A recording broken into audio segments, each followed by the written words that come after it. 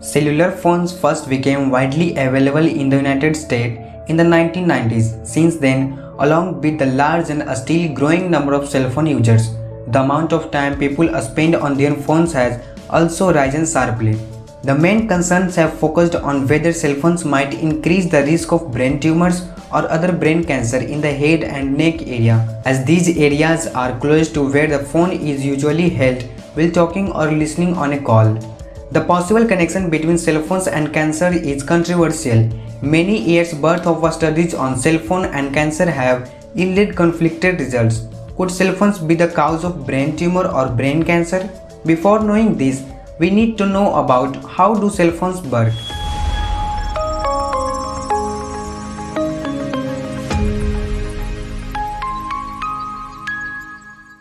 Cell phones send and receive signals to nervous cell phone towers using RF waves, which is also called radio frequency waves. This is a form of energy or electromagnetic radiation in the electromagnetic spectrum that falls between FM radio waves and microwaves. Like FM radio waves, microwaves, visual light and heat.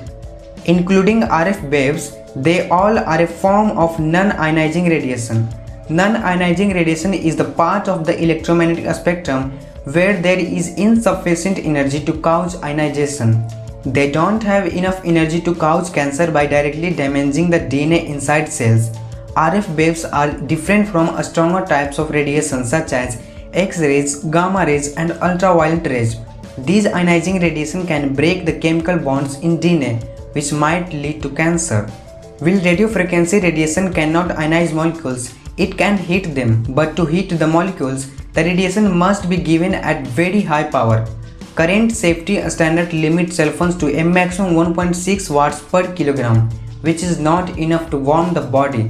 When your phone gets hot, it's because of the battery, not the radio frequency waves. To obtain more solid evidence to brain cancer by cell phones, a team of researchers and scientists undertook an in-depth study. Their approach was to expose laboratory rodents to high doses of cell phone radiation over their entire lifespan and see if they developed cancer as a result. Researchers used two main types of studies to determine if something might cause cancer. First, a study is done in the lab. A study is looking at groups of people. In most cases, neither type of study provides enough evidence on its own to show if something causes cancer in people. So researchers usually look at both lab-based and human-based studies. Number 2. Studies in people. Several dozen studies have looked at possible links between cell phone use and brain tumors. Most of these studies have focused on brain tumors. Many of these have been case control studies in which patients with brain tumors were compared to people who did not have brain tumors in terms of their past cell phone use. In one study that followed more than 420,000 cell phone users over a 20-year period, researchers found no evidence of link between cell phones and brain tumors and cancer. Another study found an association between cell phones and cancer of the salivary glands. However, only a small number of study participants had malignant tumors. Another study suggested a possible increased risk of glioma, a type of tumor that occurs in the brain and spinal cord, for the heaviest cell phone users, but no increase in brain tumor risk overall.